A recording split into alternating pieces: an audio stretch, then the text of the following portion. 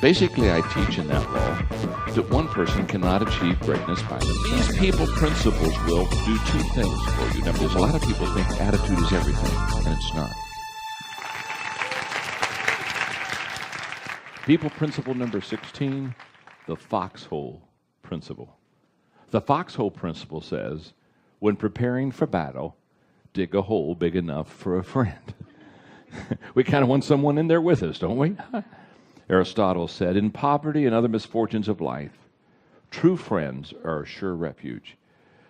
The young they keep out of mischief, to the old they are a comfort and aid in their weakness, and those in the prime of life they incite to noble deeds. So the question I must ask myself, am I a friend that others depend on during difficult times? That's what foxhole friends are all about. So let me give you today some foxhole friends principles. Number one, foxhole friends are few. Let's start there. The kind of person I'm talking about, they're not in abundance. In fact, I can remember in a psychology class one time, having the professor when I was in college say to us, if you have one true friend in life, you will indeed be fortunate. Now, I was a sanguine and I had a lot of friends. And I thought, my goodness, why be so scarce on friends? But then he went on and said, when I talk about the friend that I'm speaking of, I'm talking about a person who loves you unconditionally, who absolutely, regardless of what you've done and where you are, will stick with you. The more I have gotten on age and as more I have learned and looked at people and experienced life, I've discovered that he was right. Foxhole friends are few. Number two, foxhole friends provide strength before and during the battle.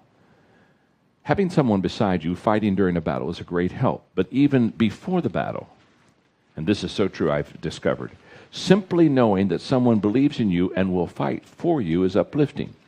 Greek philosopher Epicurus said, it is not so much our friends that help us as the confident knowledge that they will help us. Number three, foxhole friends see things from the same perspective. They see things as we see them. We've all heard the corny joke, major surgeries when it's on me, minor surgeries when it's on you. But foxhole friends, they're in there with us in the heat of the battle, and they see things from our perspective. Number four, foxhole friends love us unconditionally. It is said that a friend is someone who will keep your secrets and never divulge them, even if tortured or tempted with chocolate. Or in my wife's case, Krispy Kreme donuts. It is said that a friend is someone who will quietly destroy the photograph that makes you look like a beached whale.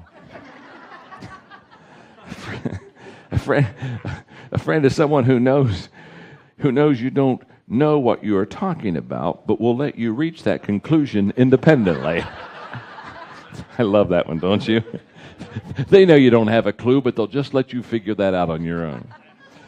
Or a friend is someone who goes on the same diet with you and off it with you too. And I'm going to tell you, I have a soulmate in Rick Goad on that one.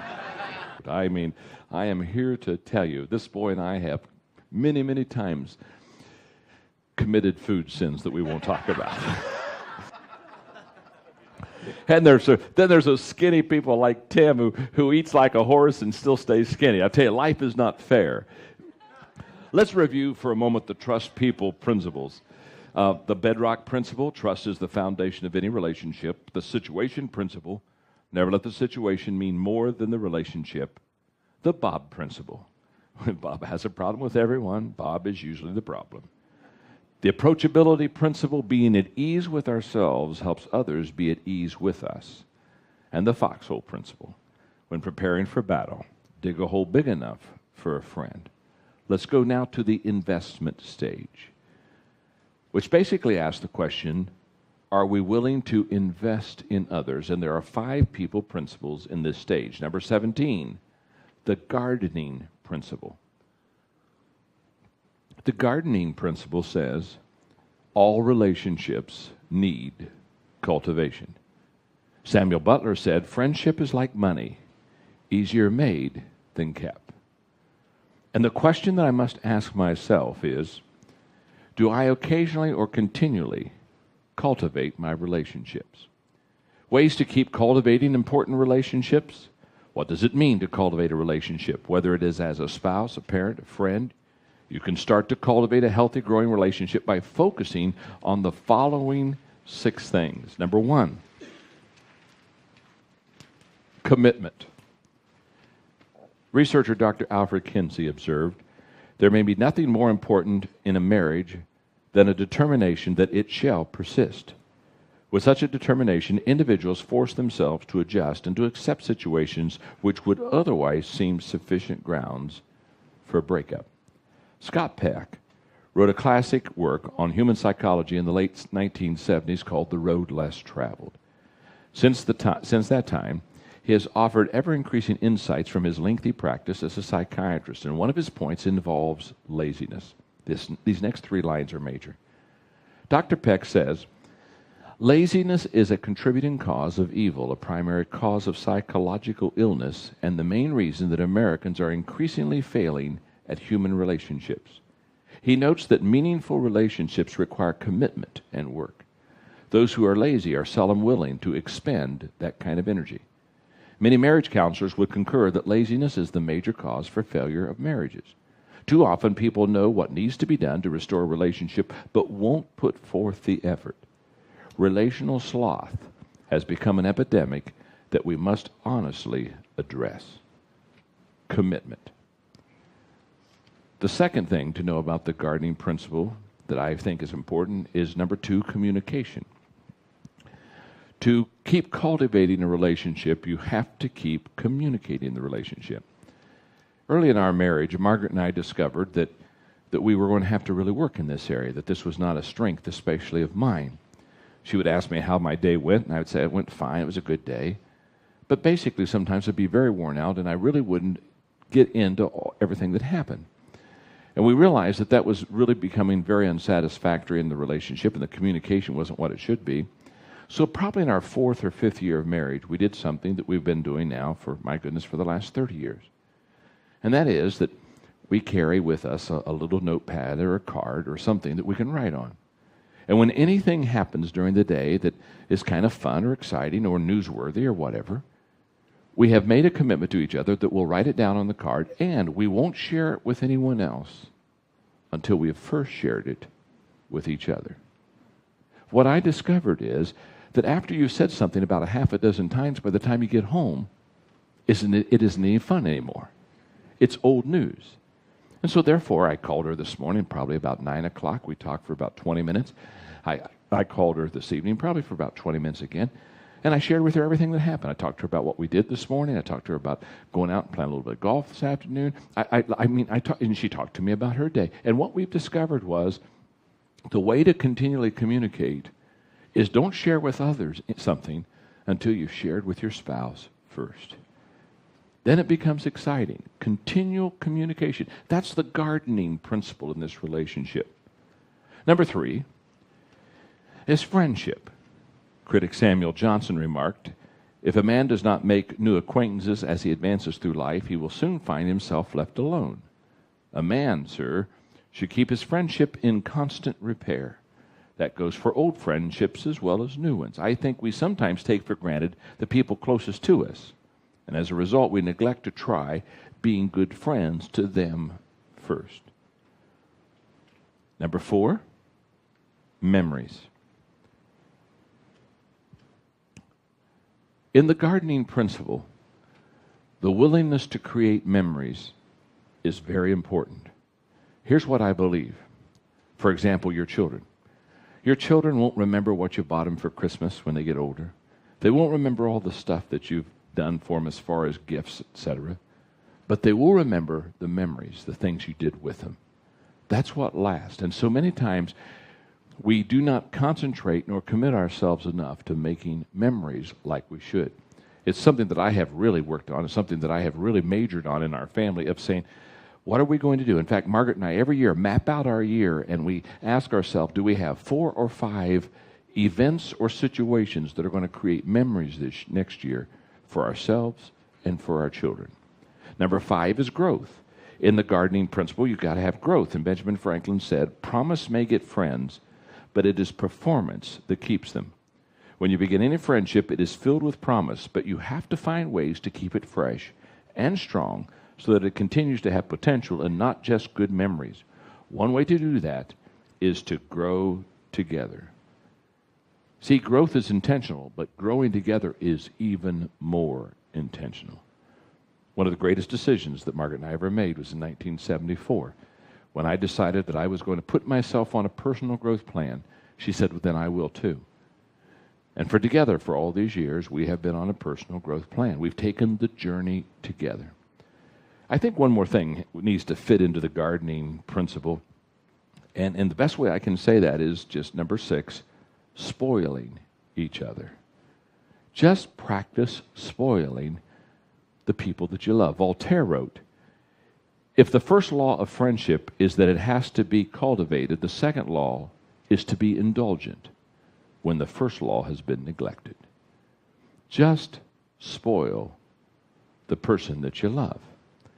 In fact, let me just stop here for a moment and say to you that I think that you can tell an awful lot. Now, I'm just speaking from a man's point of view here. I think you can tell an awful lot about a man by the way he treats his wife. And I mark guys constantly. I watch how they talk to their wives, how they talk about their wives, what they think about their wives, because I think you can tell an awful lot about the character of a man, a husband, by how he speaks of and how he spoils his wife. In fact, I think that's kind of the responsibility of the guys. You just need to spoil your wife. Take great care for them. And once that happens, that the gardening principle is a great principle, because I can speak for it. We've been married now a lot of years. If it's done right, it gets better. And if it's not done right, to be honest with you, it gets worse. People principle number 18. The 101% principle. The 101% principle says, find the 1% we agree on and give it 100% of our effort. Now, most people do the exact opposite, do they not? Most people, you know what they do? They find the 1% they disagree on and give it 100% of their effort and wonder why relationships never succeed. Darryl Zanuck said, if 2 men on the same job agree all the time, then one is useless. If they disagree all the time, then both are useless. Oh, I love that quote. And the question that I must ask myself is, can I find common ground, and will I give it 100% of my effort? Now, when you talk about the 101% principle, when I wrote this part in the book, I realized that this principle needed to be explained and had to be put in context. Find the 1% you agree on and give it 100% of your effort.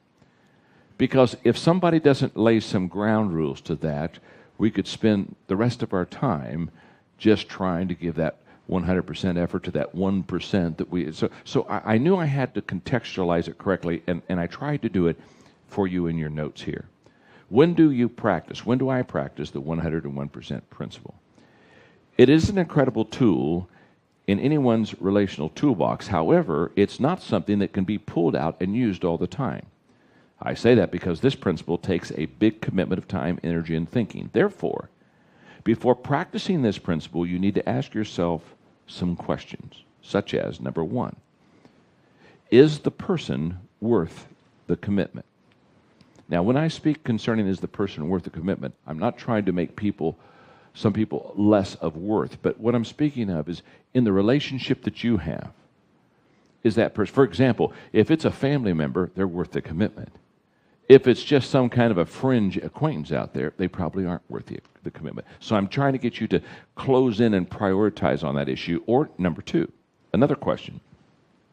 Is the situation worth the commitment? Not only is the person, but is the situation. And let me just say this. A lot of times when we're in these issues, we don't need to really give 100% to 1% we disagree on. We just need to forget that we even disagree on it. It's not worth it. Again, give it up. Give it up. Number 3, is the issue worth the commitment? When I was a pastor, I was a delegate, and so I had to go to General Conference every 4 years, which is a 4-day deal, which basically they discussed business that wasn't really worth discussing. Wasn't really relevant, most of it. But I had to be there, and so since I had to be there, I would sit there. But it was okay because I would take a lot of work with me. And I would, while they were having all their meetings, I would sit there and I would just get a major amount of work done. In fact, I wanted to bring my assistant in to really help me get some work done, but they wouldn't let her on the floor, so that hurt me a little bit. But anyway. And they would get in these long debates.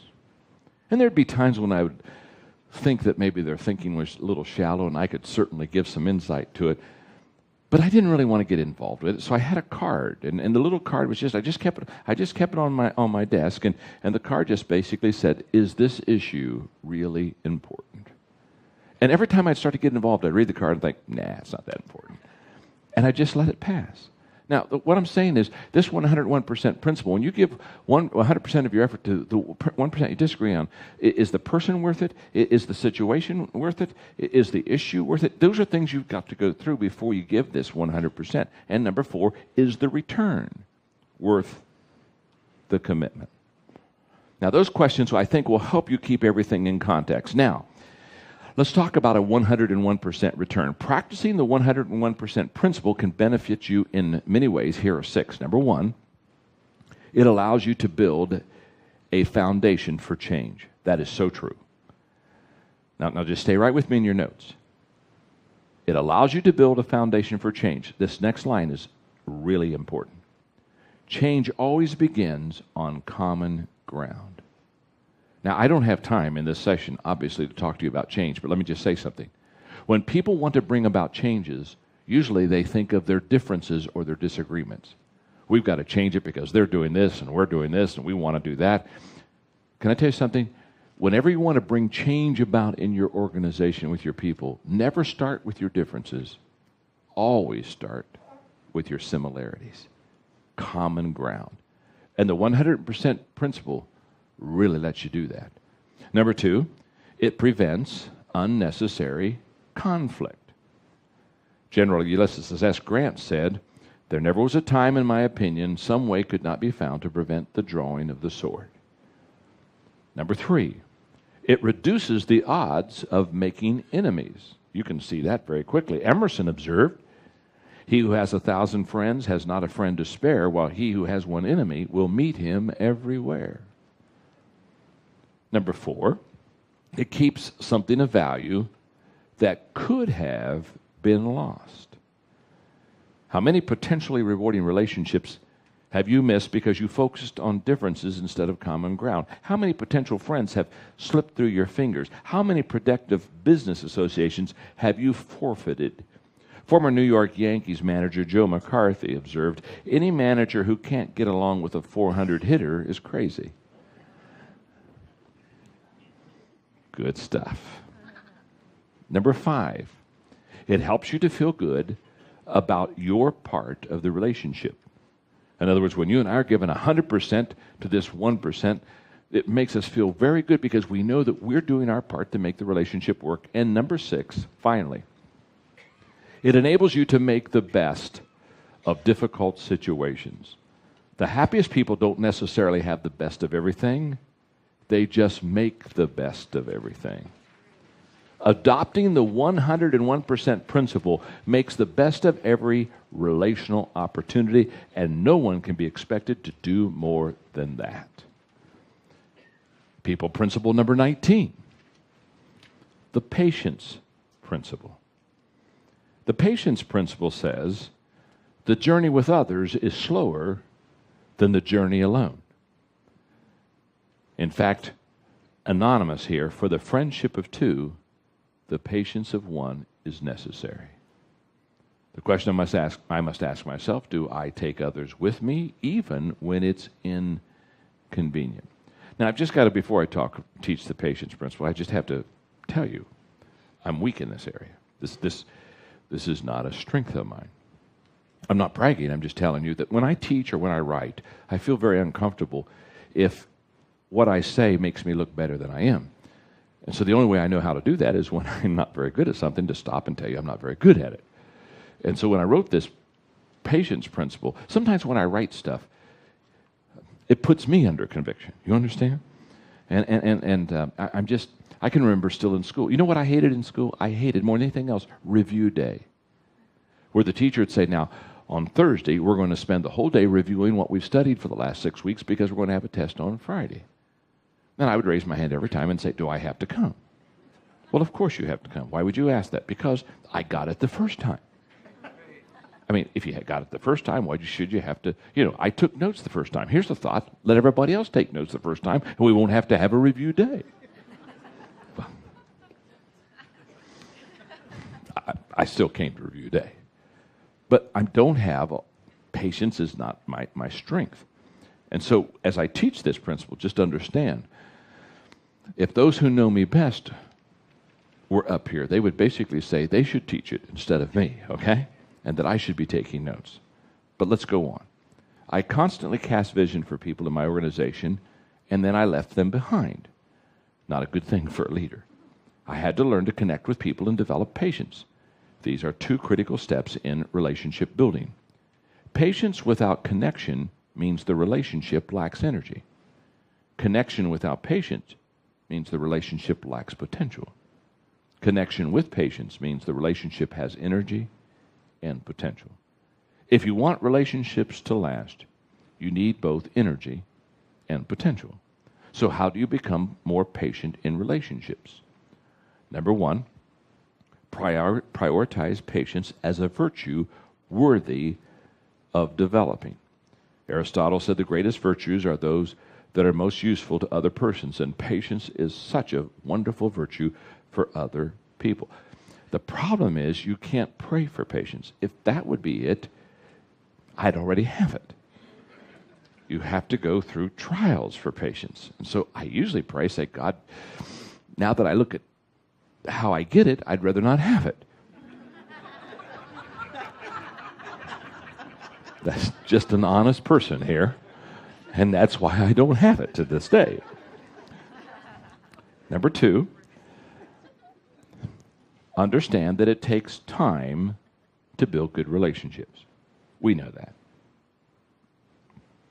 Number three, practice the exchange principle. Now, we've already talked about the exchange principle, which says instead of putting others in their place, put yourself in their place.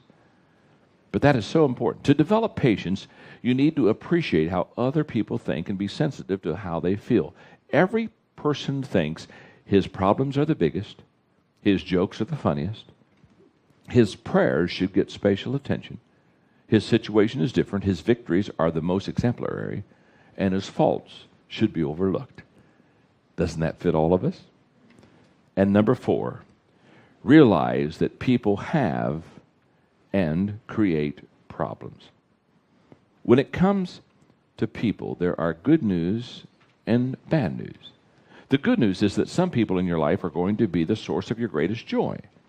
The bad news is that those same people may be the cause of your greatest problems. That's true not only at home, but also at work. And the higher you climb in leadership, the more difficult the problems. The findings of leadership experts Bennis and Nannis bear this out. They state, what we have found is that the higher the rank, the more interpersonal and human the undertaking. Our top executives spend roughly 90% of their time with others and virtually the same amount of time concerned with the messiness of people problems. Number 5, this one was very humbling to me. Identify areas where people need patience with you. In other words, if you have a difficult time being patient with others, go to your inner circle and say, okay, talk to me. In what areas do you have to be patient with me? Oh my goodness. I went to Linda, who is my assistant, been my assistant for many, many years, who literally just runs my life. It's just, she's just majors 24/7, handles the calendar, handles the finances, takes care of me, takes care of Margaret, takes care of the family. Just absolutely makes my life incredibly easy. So I said, Linda, I know you have to have patience for me. Would you give me kind of a list of the things that you have to be patient with me? She said, sure. She said, do you want it now? And I thought, well, isn't it something you'd have to go away and ponder and think? She said, oh, no. She said, I already know. And she said, do you want a short list or a long list? I said, give me a short list. I mean, she rattled this off in 30 seconds. I am constantly, speaking to me now, losing my cell phone and glasses. It's very true. Every 3 months I lose a cell phone, and I have 20 pair of glasses and lose at least one a week. Anytime we're discussing planning, I want lots of options. Oh my goodness, you don't know anybody loves options more than me. Don't fence me in. Give me 5 or 6 different flights. Give me 5, because you just never know when I want to change something. I am constantly changing my travel plans and needs. I overschedule myself, and as a result, projects take longer than the time that is allotted. I hate to say no. I want to be able to call her 24 hours a day, 7 days a week. And that's true. I could call her right now. She's 24/7 on the cell phone. It's part of the requirement of being my assistant, because I'm impatient. What I'm saying to you is, if you have a hard time being patient with others, go to your inner circle and say, talk to me. What are the things you have to be patient with me about? And, well, maybe you won't have the response I had. But for me, it was very humbling, because all of a sudden I realized she has to put up with an awful lot to be my assistant. John, ease up a little bit. Be a little more patient. Let's get off of this, okay? Number 6, recognize that all relationships, boy, this is true, oh my goodness, have give-ups, give-ins, and give and takes. All relationships have difficult times. It doesn't matter how good they are or how long they've lasted. And we can't always have everything our own way. We will experience areas where we have to give. For example, give-ups. Things I like to do but should not do at this time. Give-ins. Things I don't like to do but should do at this time. Give and takes. Things we do for one another. As I worked on this chapter, I got to thinking about my inner circle and the people the closest to me who are integral to my satisfaction and success. Some of them are faster than I am, some of them are slower. But with all of them, I try to do these things, and this is, I think, very important. Serve them. Let them lead and do it their way, and assist them when it helps. Mentor them. Answer their questions, set an example, and direct or correct only when it will make a difference. Value them. Listen to their ideas, respect their positions, and never undermine their authority. And finally, reward them. Take good care of those who take good care of you. People principle number 20, the celebration principle. The true test of relationships is not how loyal we are when friends fail, but how thrilled we are when they succeed. Average people do not want others to go beyond average. The question I must ask myself, do I enjoy and root for the success of my friends? Now, as I teach this principle, I must say to you that this one's very personable to me, because as a young leader, I encountered in my field of work a lot of jealousy, because I grew a church very, very fast. By the time I was 26, I had one of the 10 largest churches in America.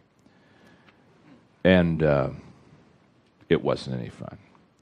And Margaret and I many, many times wished that we would have somebody who could genuinely celebrate with us. Do you know what? It's no fun to have a victory and have no one to celebrate with. So anyway, this is a little bit personal to me. So when I wrote this principle, I probably felt this one more than a lot of them. So let me see if I can teach it well. Those early experiences taught Margaret and me a lot, and many of the lessons we learned are things that you may also find valuable. Number 1, the joy of the accomplishment is diminished when no one celebrates with you. That's just a fact. Been there, done that. Number 2, What hinders people from success often keeps them from celebrating others' success. Frequently, the very same qualities that prevent people from achieving success, emotional insecurity, a scarcity mindset, petty jealousy, etc., prevent them from celebrating others' successes. They constantly compare themselves to others and find themselves wanting, and as a result, they have a hard time getting beyond themselves. Professional speaker Joe Larson once said, "My friends didn't believe that I could become a successful speaker, so I did something about it. I went out and found me some new friends." I love that, don't you? It's sad, but sometimes that's what it takes. Number 3, the people who celebrate with you become lifelong friends. We have a couple of friends, Dave and Mary Vaughn, who have been with us for many, many years. I mean, since Margaret and I were kids, teenagers dating, they've known us. And they truly have been two people that celebrate our success. And we've, comparatively from the outside, had a lot more success than perhaps they have, as far as you would look at outward stuff, not as far as the real deal. Not one time were they jealous. They always were happy. And when Dave is ever with me, still to this day, when Dave and I go do something, he gives me a hug and he whispers in my ear to me, he said, "John, we're friends forever." Well, that's what I'm talking about. A lot of people will weep with you when you weep, but few people will rejoice with you when you rejoice. So when I reflect on the value of community, many thoughts come to my mind. My successes can be achieved only with others. My lessons can be learned only from others. My weaknesses can be strengthened only by others. My servanthood can be tested only under others' leadership. My influence can be compounded only through others. My leadership can be focused only on others. My best can be given only to others. My legacy can be left only for others.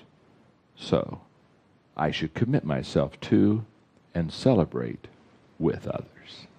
We are uniquely bound together. So practice the celebration of other people's success. People principle number 21. The high road principle. We go to a higher level when we treat others better than they treat us. Henry Ward Beecher said, "Keep a fair-sized cemetery in your backyard in which to bury the faults of your friends." The question I must ask myself is, do I treat others better than they treat me? Now, my father, who is a great man, still alive, 83, him and Mom are both 83, been married for 62 years. My father modeled this for me. I saw the high road principle lived, fleshed out every day of my life. So I want to do a good job explaining it because I'm passionate about this people principle. The 3 roads that we can travel in our relationships with others are these. The low road, where we treat others worse than they treat us.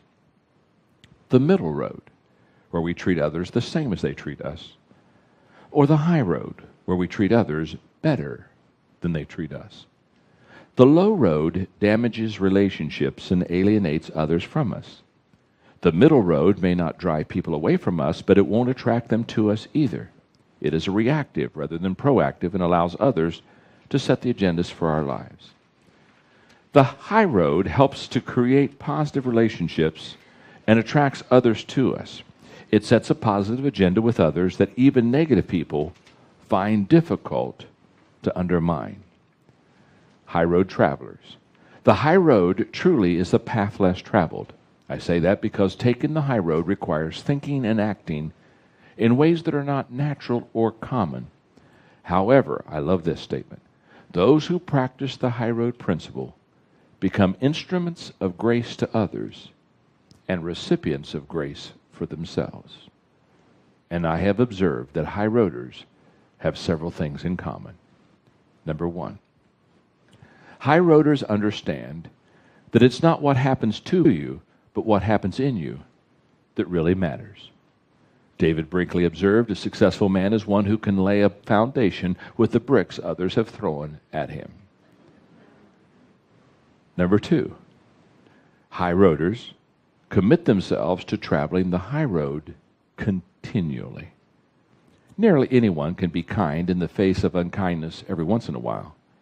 It's more difficult to sustain a high road attitude all the time. Hector Lamarck remarked, "Most people make some good choices every day, but they don't make enough good choices to create momentum and obtain success." Powerful statement. That's a good insight on what happens for people who take the high road all the time. They create momentum. They also cultivate relational success. Why? Because responding best today puts them in the best place tomorrow. Number 3, high roaders see their own need for grace, and therefore they extend it to others. I once saw a sign that read, "To err is human, to forgive is not company policy." It's funny, but it also hints at people's natural inclination not to give individuals a break when they act in a way that shows their human frailty. Let's face it, we're all human, and we make mistakes. People who take the high road recognize their humanness, know that they need to be extended grace, and are accordingly more likely to extend it to others. Number 4, high roaders are not victims. They choose to serve others. That's a very important statement. They are not victims. They choose. They choose not to react as they have been treated. They choose to serve others. Number 5, high roaders set a higher standard for themselves than others would. People who embrace the high road make excellence their goal. That's something that can be accomplished if we care more than others think is wise, risk more than others think is safe, dream more than others think is practical, expect more than others think is possible, and work more than others think is necessary.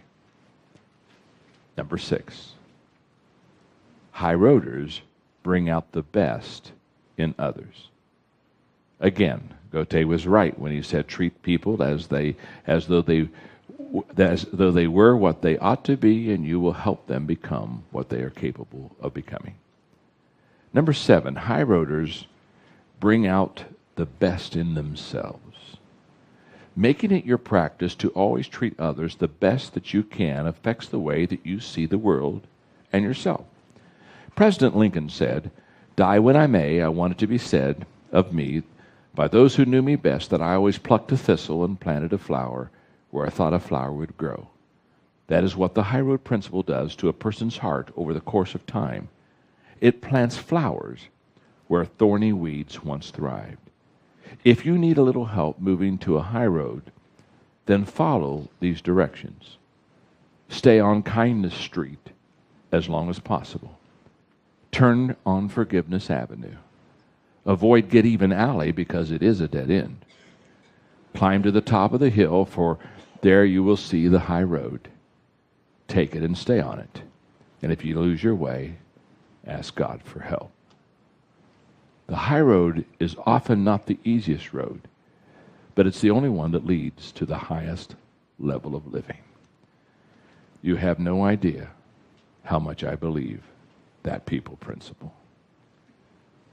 You can tell a lot about a person by how they respond to what people have done to them.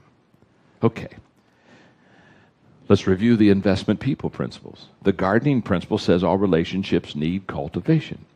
The 101% principle says find the 1% that we agree on and give it 100% of our effort.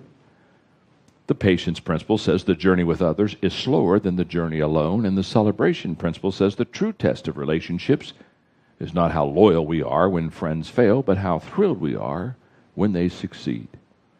The high road principle says we go to a higher level when we treat others better than they treat us. Now we go to the last level of relationships, the synergy level, that asks the question, can we create a win-win relationships? 4 people principles on this level. Number 22, the boomerang principle. When we help others, we help ourselves. Andrew Carnegie said, "No man becomes rich unless he enriches others."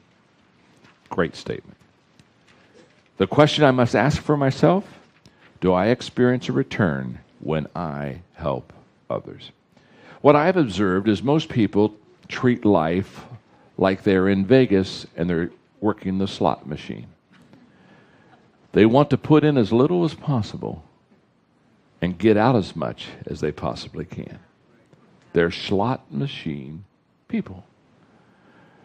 This level that we're talking about and the people principles we're talking about now are exactly the opposite. They are investing in, giving their best, not looking for the return as much as understanding that they want to sow the seeds. There are three types of people I've observed. One is takers. Takers receive and never give. Many people focus on themselves and rarely go out of their way to do anything for others. Such people are takers. They worry only about what they can get, and they are never satisfied. Number two is traders. Traders receive and then give. Some people focus on keeping score. They are willing to give, but their primary motivation isn't to help others. They see relationships as an exchange. Often they give because they think they owe something to someone who has helped them, and they desire to make things even. Then there are investors. Investors give and then receive. In this third group, people focus on others. They give first and then receive if something is offered in return. They believe that success comes from being helpful, caring, and constructive. They desire to make everything and everyone they touch better, and they understand that the best way to accomplish that is to give of themselves. Ironically, by possessing an agenda to give first, they are the ones who most often experience the synergy of a win-win relationships. Investors, number one, think others first. Always. You can tell an investor immediately because they are always thinking others first. Two, they don't expect short-term gain. They understand that the success of riding the stock market is over time, that it takes time for relationships to build. Number three, they invest in people with potential. They are selective in who they invest in. You perhaps do not know this, but in 1995, I decided that I would take 10 people and that I would serve those 10 people. I made a list. It took me really 6 months, but I selected a list of 10 people that I wanted to serve. People that I thought had great potential, people that I thought me serving them would make a huge return in life for others. And I really prayed about this, and I got my list. The only reason I'm saying that now is because we're talking about investors, but we're talking about being selective and making sure that when you invest in people that have great potential. Now, that was 10 years ago. During that time, my top list has changed some. There have been some that I've kept on. There have been some that have changed in the process because life is different. But I still have my top 10 list. People that I serve. One of the few people that were on my list originally, that are still on my list, is the Goad family. I didn't tell them this for years. But back in 1995, I said to myself, these kids, and they do seem like kids to me, these kids are worth my investment. I'm going to do anything I can to serve them. I'm going to do anything I can to add value to them. I'm going to do anything I can to come alongside of them. And I do it with great joy. Somebody asked me the other day, said, well, how do I know I have a servant's heart? I said, it's very simple. You don't mind serving. This isn't complicated. If you're serving somebody and you're complaining about it all the time, you don't have a servant's heart. But it's with joy that I serve them. It's with joy if I can add value to them. It's with joy if I can come alongside of them and lift them a little bit more because they are people with great potential. Now, what you need to do is you need to get your list too. You follow me? You need to become an investor in people. Need to get a list. Now, pick people with potential. Hey, just like you wouldn't put money in a stock that didn't have any potential. Don't go start throwing your time and energy away. Make sure that you pick people that are close to your heart but have potential. Well, investors think others first. Don't expect short-term gain. Invest in people with potential. And number 4, Enjoy a return in due season. Poet Edwin Markham wrote, "There is a destiny that marks us as brothers. No one goes his way alone. All that we send into the lives of others comes back into our own." That's so true. People principle number 23, the friendship principle. The friendship principle says all things being equal, people will work with people they like. All things not being equal, they still will. And Henry David Thoreau said, "The most I can do for a friend is simply be his friend." The question I must ask myself, am I a friend to the people I work with? You see, there are 4 levels of business relationships. And as soon as you understand the way that relationships affect business, you begin to realize that all business relationships are not created equal. As I have studied the subject, I have found that there are 4 levels. Number 1 is the people knowledge level. Your understanding of people helps build your business. In the introduction of this book, I discussed the importance of people skills in business relationships. They are absolutely essential to success. All the product knowledge in the world won't help someone without people skills, nor will technical expertise, nor will the ability to build brilliantly efficient organizations. If individuals don't possess people skills, they very quickly hit a ceiling in their effectiveness. So level 1 is people knowledge. That's your understanding of people, helps build your business. Number 2 is service skills. That's your treatment of people that helps build your business. Barry Gibbons, author of The Indecision is Final, maintains between 70 and 90% of decisions not to repeat a purchase of anything are not about product or price. They are about some dimensions of the service relationship. Oh my goodness. Level number 3 is business reputation. Your reputation for relationships helps build your business. I hope you're seeing the increase here as we go these levels. Writer Howard Hodgkin said, "Whatever business you're in the business of relationships. That's why your reputation is your greatest asset." 4, personal friendship. Your friendship with others builds your business. The highest level of business relationship is reached when people like your business, but more important, they like you. When there's a heartfelt personal connection to another person, it becomes stronger than any other kind of business bond. That's why I say, all things being equal, people will work with people they like. All things not being equal, they still will. Friendship is the difference maker. That is so true. People principle number 24, the partnership principle. Working together increases the odds of winning together. Mother Teresa said, "You can do what I cannot do, and I can do what you cannot do. Together, we can do great things." The question you must ask yourself is, are others better off because of their partnership with me? What I'm going to give you now under the partnership principle is a journey that I've taken over the last 30 years. I'm going to go back about 30 years ago, and I can start with number 1, phase or stage number 1. I want to make a difference. That's where it all began with me. I started off in my young ministry career saying, I want to make a difference. Like many people, I started out in what I call the self stage. My focus was on me and what I could do. That's not to say I was doing anything wrong. My motives were positive. It's just that my perspective, along with my effectiveness, was so limited. So I went to stage 2. I want to make a difference with people. When I began to look beyond myself, I discovered that I could go farther and achieve more when others joined me on the journey. And as a result, I wanted to take everybody with me.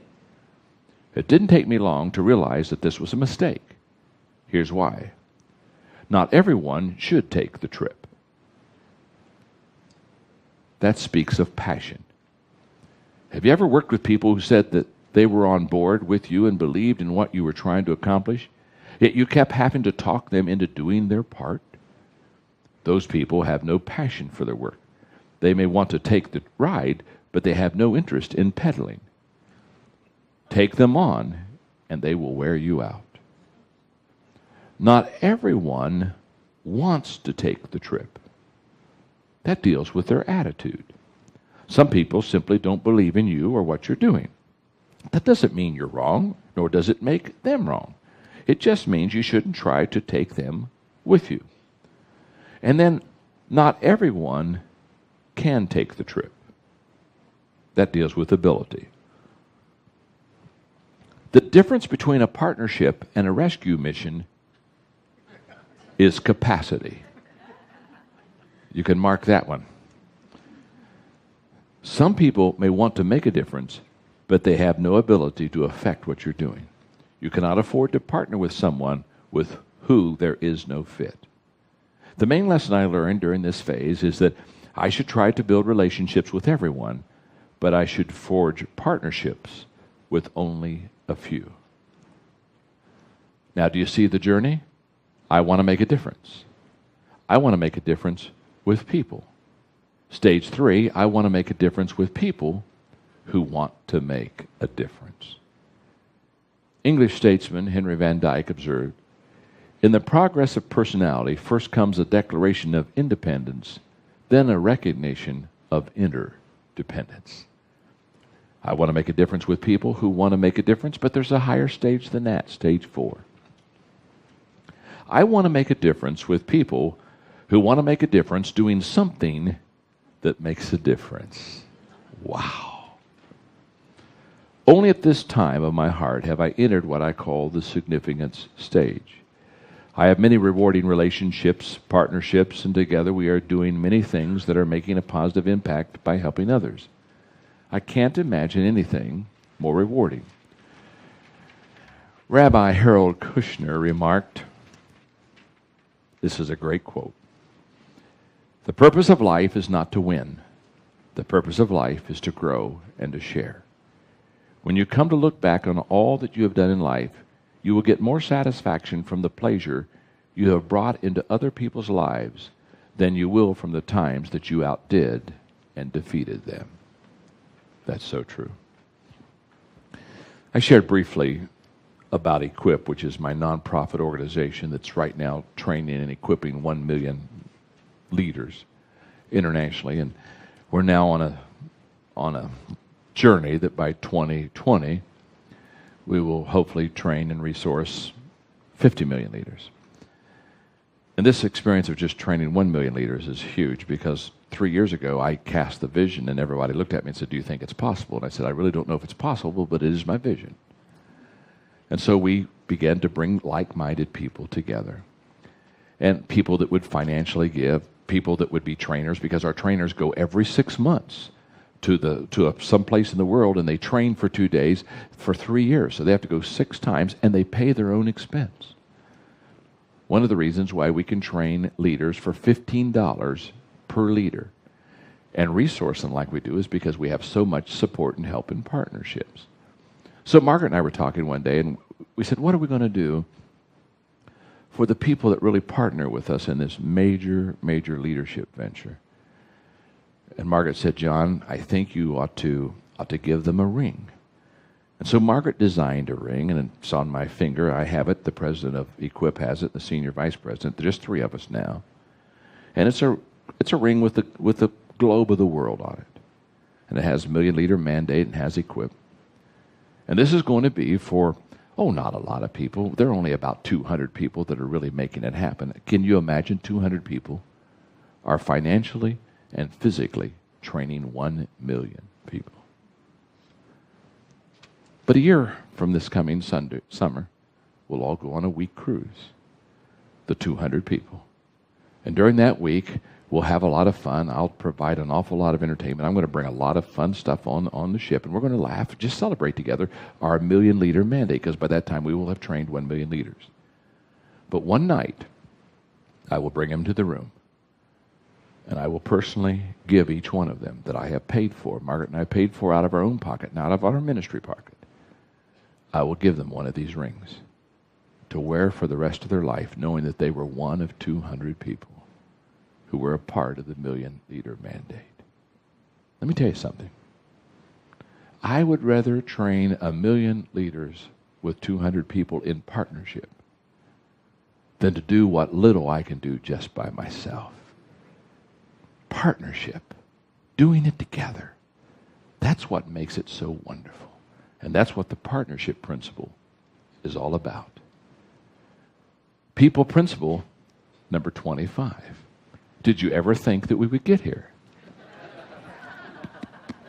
By now, you're already great in relationships, aren't you? You're almost there. Principle number 25, which is the highest, I think, of any relationship principle you can achieve, is the satisfaction principle. The satisfaction principle says, in great relationships, the joy of being together is enough.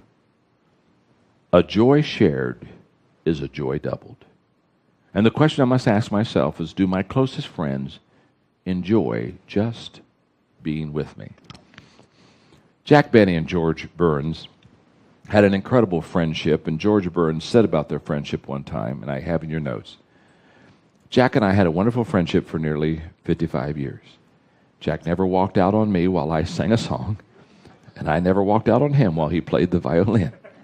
We laughed together, we played together, we worked together, we ate together. I suppose that for many of those years, we talked every single day. I think all of us would love to have a relationship like that of Benny and Burns, or like that of the older married couple we've met.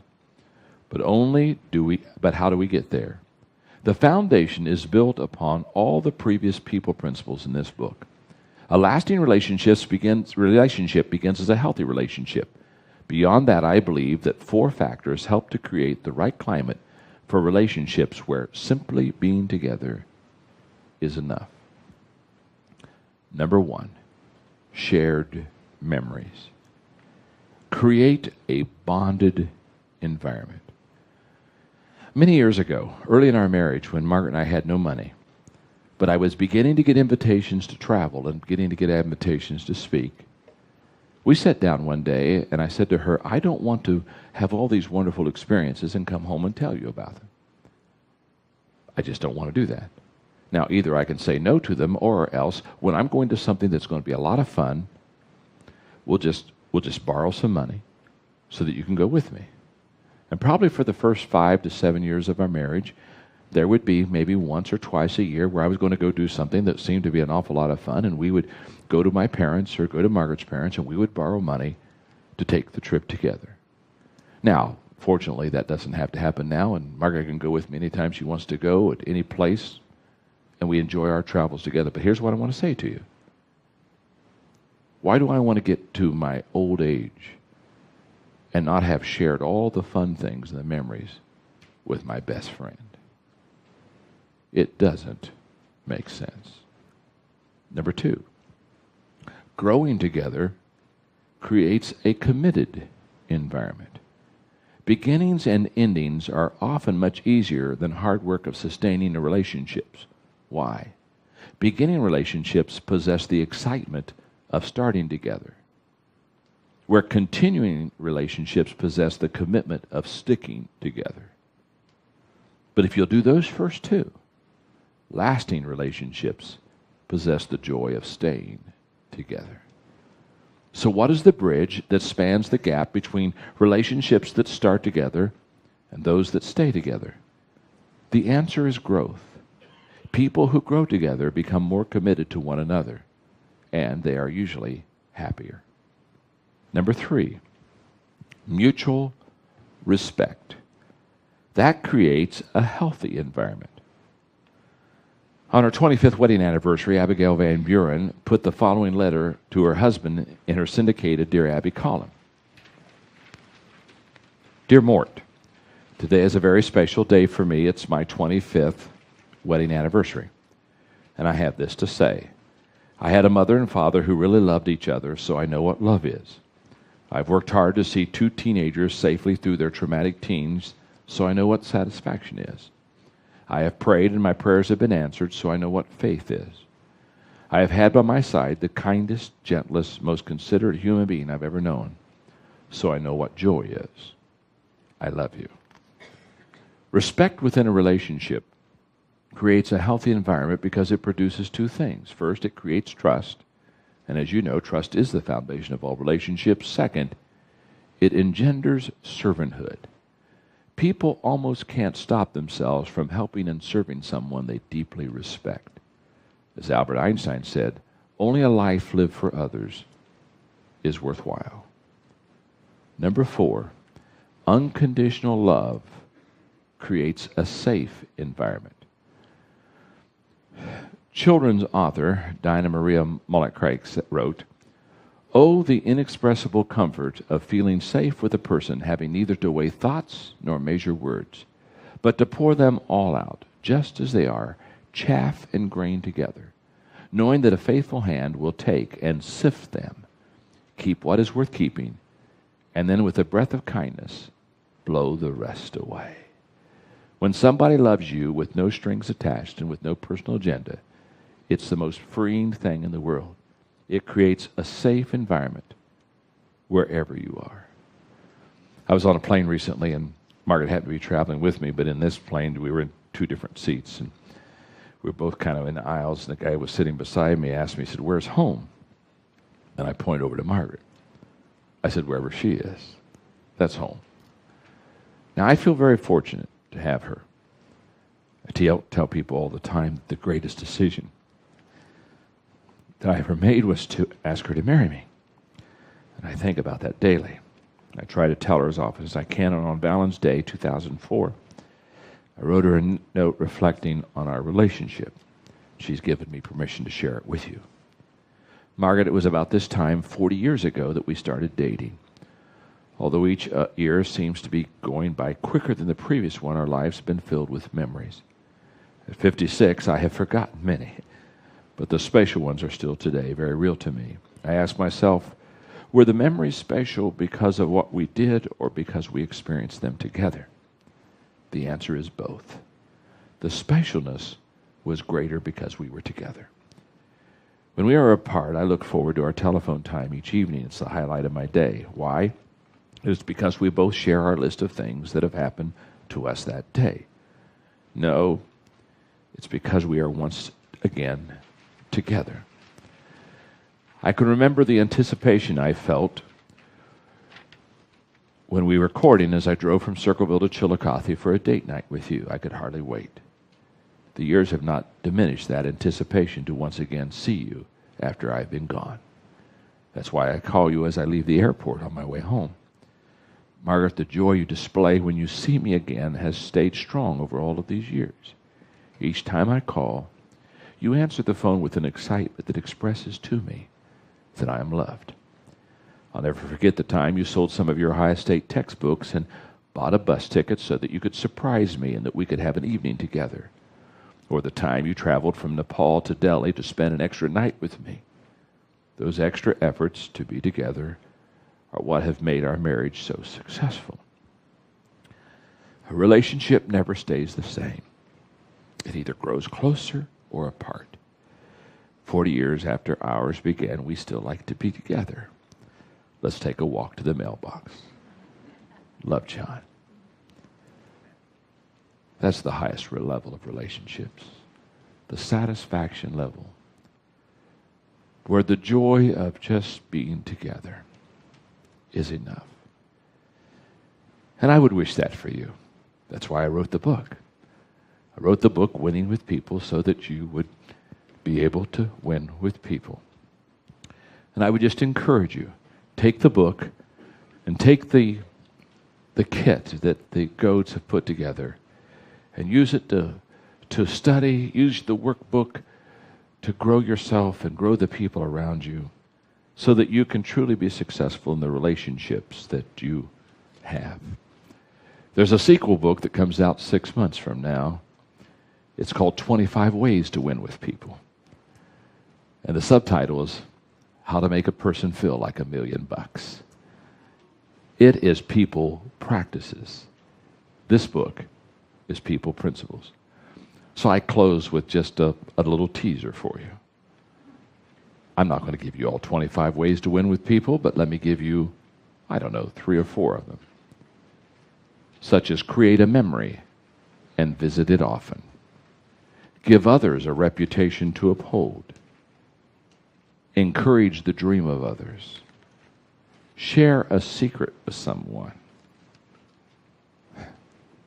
Keep your eyes off the mirror. Be the first to help. Remember a person's story. Point out people's strengths.